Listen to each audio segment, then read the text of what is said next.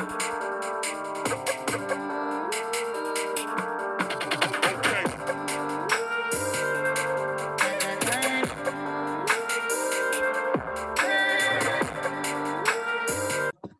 to the Mind Basketball Podcast, also known as M.O.B Podcast, episode 62.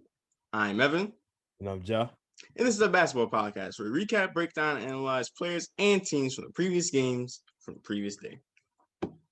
How are you this Friday afternoon? Jeez. I was doing good until you did this 3, 2, 3, 5, 7, 1. He started doing that. I'm like, what is he doing? I have no recollection of what this man is talking about. You can see he's ready for the weekend. As I am. I hope everyone's having a good day. I hope everyone will have a good day. It is Friday, so get through it, get past it, and enjoy the rest of your day and the start of the weekend for tomorrow. So embrace it and just try to push through. As for us, a lot of basketball happened from last night's set of games. Some interesting results, some interesting moments, some embarrassing moments.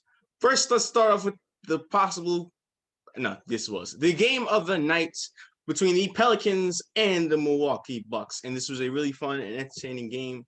Had a little duel between Zion, the rising star, up-and-comer all-star, first-time all-star, up against the defending two-time back-to-back reigning MVP and Defensive Player of the Year, Giannis. And they was just going at it back and forth. Both bringing their star potential, both bringing their star power, both bringing their abilities to the table. They also had some help for the Pelicans. Their help was in terms of Brandon Ingram and Lonzo Ball, who was shot 6 threes, went 6 for 10 from the three-point line. Couldn't miss when he shot it. As for the Bucks, they got some help as well. DiVincenzo stepped up when he needed to. We'll get back to that in a minute. And Middleton also stepped up when he needed to. Speaking of Middleton, fast forwarding to the fourth quarter, as this was really back and forth throughout the entire game. The fourth quarter, they came down to the wire. Middleton stepped up, hitting some big shots for the Bucks, trying to push the lead up further. Because they was up by like 1, and they were hovering around that area. And the Pelicans would trade baskets to them, so they were up by 1, hovering around that area. Brandon Ingram hitting big shots, as well. And it came down to the last few possessions, in which the Bucks were up by 3, and Middleton turned the ball over off of a triple team. Great defense by the Pelicans. Pelicans had a chance to tie the game, try to get a 3, pass from Hart, pass from Ingram. Lonzo got the ball, probably had the best look out of all of them, but instead he didn't even look to shoot. Passed it to Ingram. Ingram drove to the paint, and DiVincenzo coming up with the big charge in the end to basically crush the Pelicans' hopes of having a chance to tie the game. And as a result, the Bucks do win this close, tight battle. Your thoughts? Can you do the pass? Well, basically, when Lonzo got the ball was coming in this direction.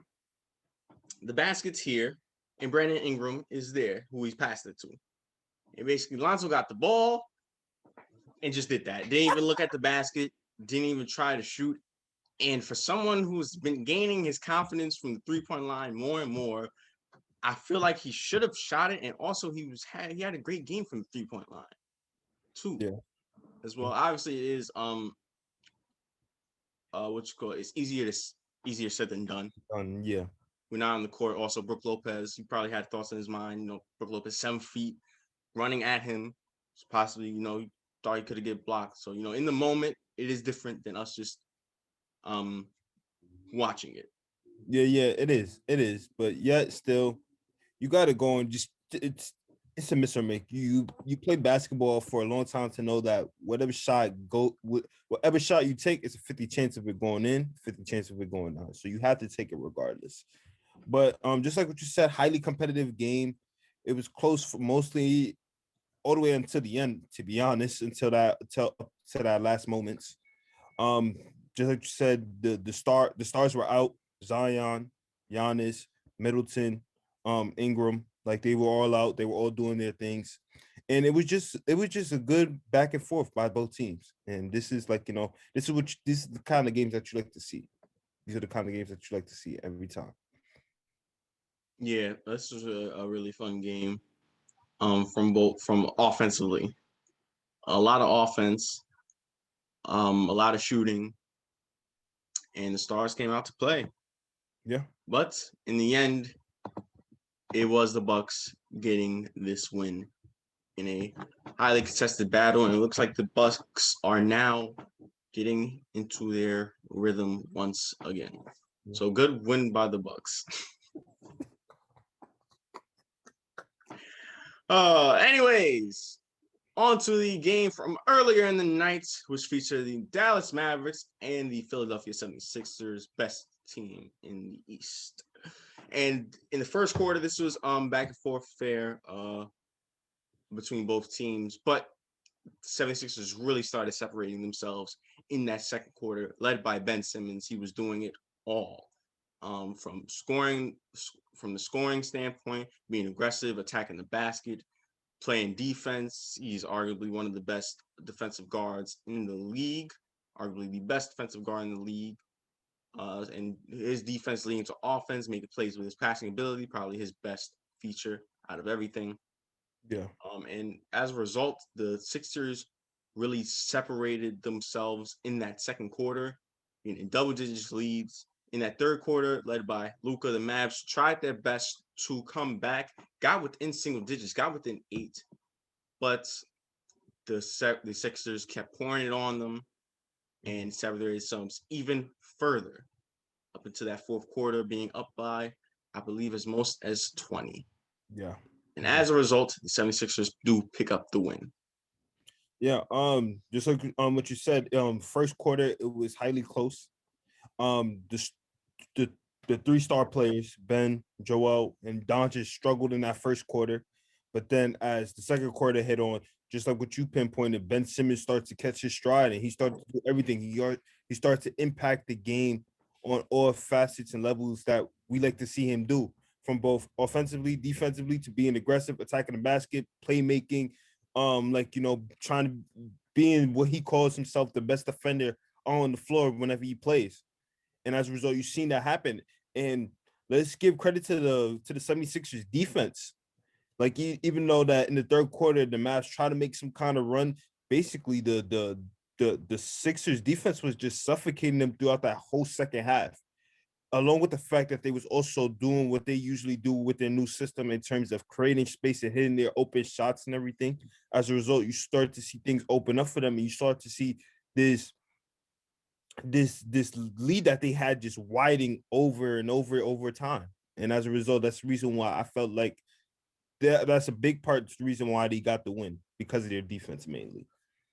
Yep, defense leading to offense. You know, they say defense does win championships.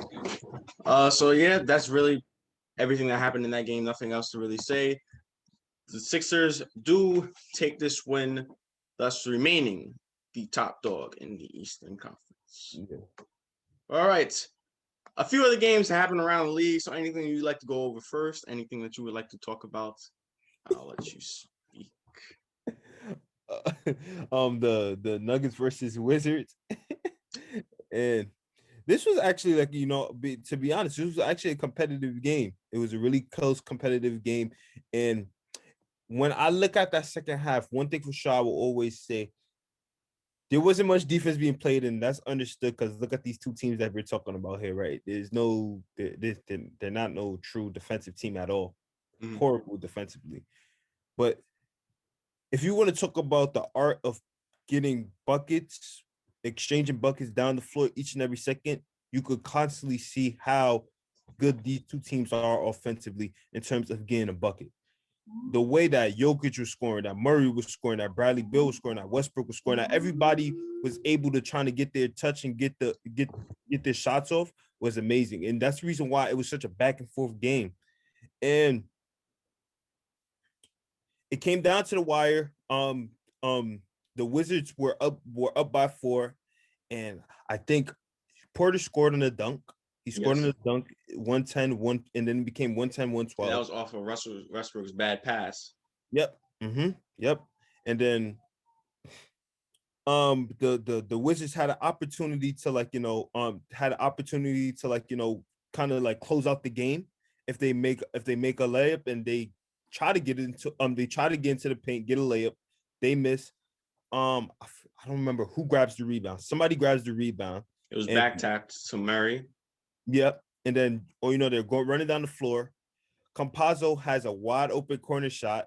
And even though they still kind of in a fast break kind of mode, he does try to get into that right spot right there to try to get a three, to try to get a shot up. He does, but yet he misses, and then the Wizards win the game. Crushing, the Nuggets hopes of even trying to even win the game. Well, let's talk about that final possession, if we may. One, pull up the play. If you look closely, the Wizards, not the Wizards, the Nuggets have a 1-on-3 fast break. Mm-hmm. Murray has the ball. Bradley Beal's the only one back, as everyone was in the paint trying to get the rebound. So that's why it was 1-on-3. And they have Campazzo on the right and Porter in the corner. And you know what everyone does? All three of them stops for the 3. Mm. They are down by 2. Yes, the 3 wins the game. But on a 1-on-3, I don't think you stop on a 3. Probably attack the basket. If Porter or Campazzo just cuts, that's an easy dunk. If Murray pushes the ball, that's a layup. I don't know. Or a foul. I don't know why everybody stopped for the 3. I think sometimes that's a big issue with the modern day NBA. People always want to go for the win or go for the 3-point shot. When that's basketball, it's just that's not what a fast break is. Mm-mm. It's not how it's meant to be. A 1-on-3 is supposed to be a layup or a dunk. Yeah. And that was one of the dumbest plays I've ever seen. On a 1-on-3, 3 people stop for a 3-point line, for a 3-pointer when they're down by 2. And you could kind of blame that on the best point guard in the league. He got everybody thinking that they could shoot like him. So as a result, they stopping at 3s, thinking that they gonna get like an easy shot. Don't get me wrong, Murray, of course, he can hit that shot any day, but Porter and Campazzo, you don't really trust that. I'm not gonna say you don't trust them, but because it's a 50-50 again, but it's just they're not really known as I don't, you know what I'm trying to say when I say that, right? They're just not known as good shooters. You know what I mean? So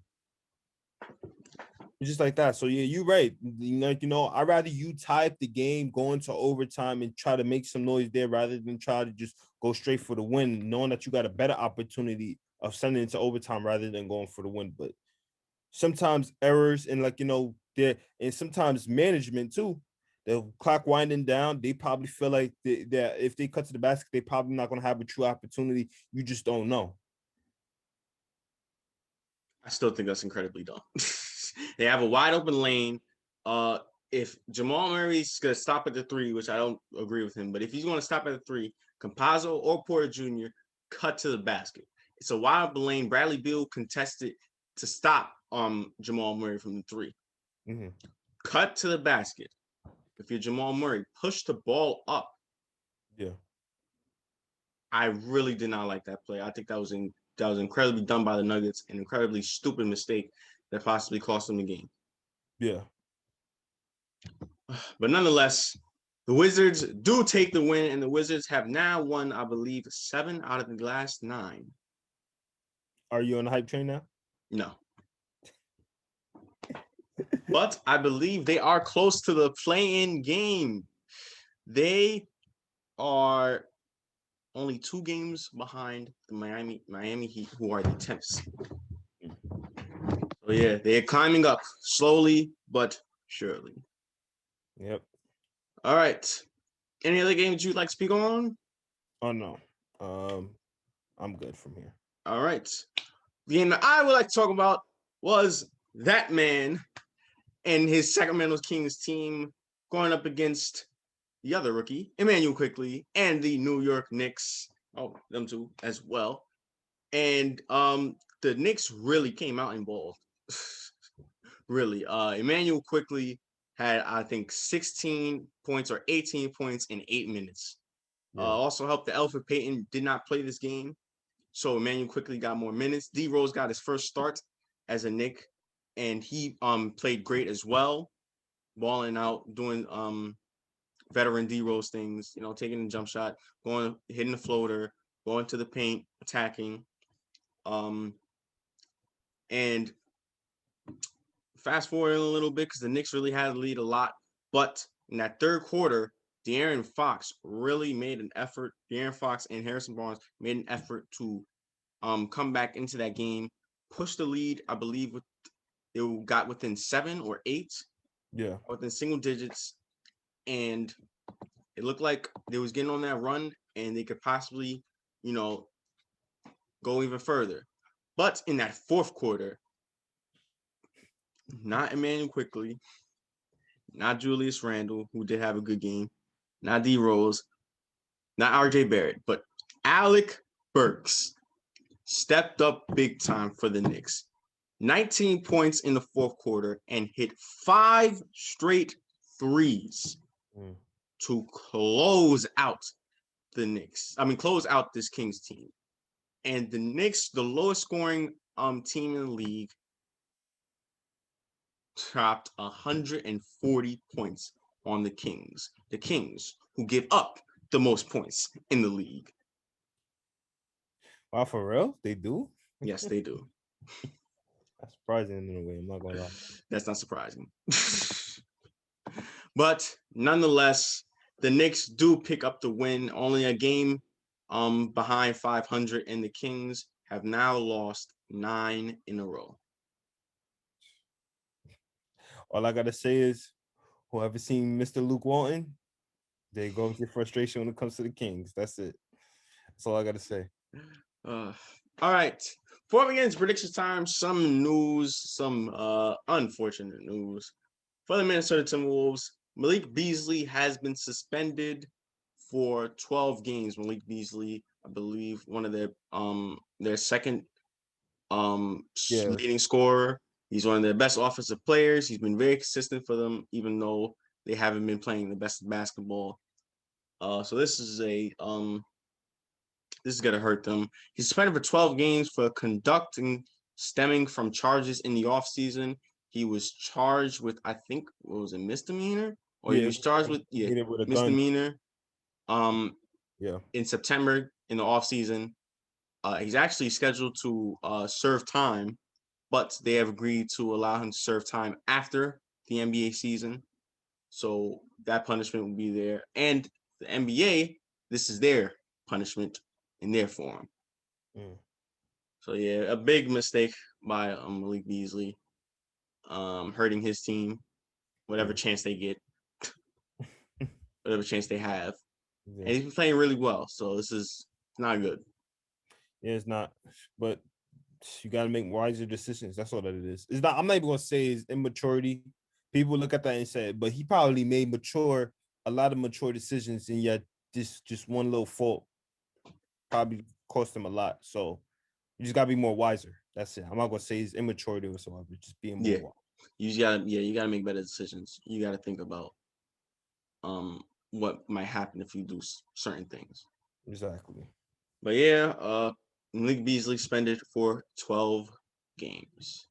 But all right, on to predictions for tonight's set of games. Looking to be some interesting matchups. So let's get into it. First, starting off the first primetime game, doubleheader on ESPN, 7:30, features the Indiana Pacers up against the struggling Boston Celtics. Who you got?